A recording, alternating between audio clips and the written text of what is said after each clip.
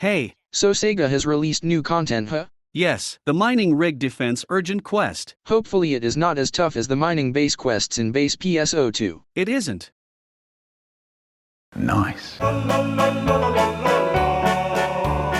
So how challenging is that content? Was it something that I needed a guide to learn? Well, it is not difficult, and not complicated at all. This defense urgent quest isn't as bad as what some players have described, using the mining base quests in base PSO2 as an example.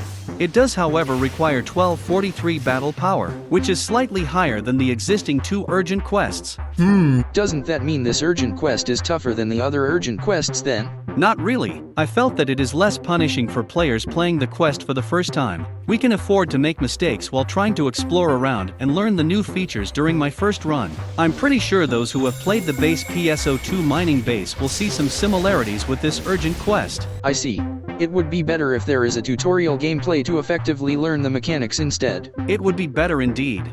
Like PSO2, up to 8 players are defending 3 mining rigs. The only difference is the level layout and the enemies spawned in this quest. There are resource points to collect, known as Collectasign, or the blue flowers, which are scattered randomly during a round, and refreshes on every new wave. But each blue flower is like 10 or 20 points. To repair the damage, you must have 1,470. That's incorrect. The points you earned aren't consumable. What do you mean? The points are accumulated and only serves to fulfill the requirement to unlock a device feature. And even if you use a device, it does not consume your collected points at all.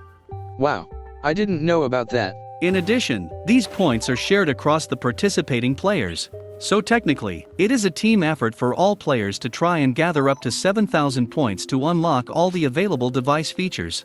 That is interesting. I know, right? The device features are basically mechanics to aid the player during the quest. It is very useful if it is being used at the correct situation and duration. However, do note that each feature has limited uses, which is why it is encouraged to gather as many points as possible. So there is a need to strategize when to use the device features, huh? Ideally, yes. The game changer is using the special equipment. A 90 seconds mobile cannon that deals a lot of damage using the right-click skill, though it has up to 5 uses. Although equipping the mobile cannon decreases your movement speed, it also has a gap-closing skill by holding the middle mouse button. That is very interesting. Looks like this should be used when the situation gets rough. Yes, it is especially useful in the final wave, culling the large number of enemies, so that we can focus on taking down the boss. Speaking of enemies, the trailer did show a number of enemies that appear in the quest. It seems like we have to deal with several bosses like Nogleith and Auric, as well as some new enemies that look like the doll's enemies. The Bonk's enemies? They are technically the same as the Pet-as enemies that we have dealt with. The new enemy is the boss, Destro Grass, who will appear in the last 2 waves of the quest. On wave 5, it appears alongside one other boss. And on wave 6, where Destro Grass pilots a bigger body. It usually tries to move towards one of the 3 mining rigs and attacks it. Unlike other big bosses, it doesn't have a part to destroy and reveal its yellow weak point, but players tend to attack its legs first, which then brings the body down and have Destro Grass to temporarily reveal its weak point. It also has a charge attack like Nex Elio, which is easy to take down with 2 to 3 players. Breaking that attack will also bring Destro Grass down for a short while. In its phase 2, Destro Grass detaches itself from its bigger body and teleports to one of the 3 mining rigs and begins to deal small constant damage while charging, a large attack that can instantly destroy a mining rig. Overall, it is a tricky boss, but it is still manageable. Sounds like there's a lot of work to do with this boss, huh?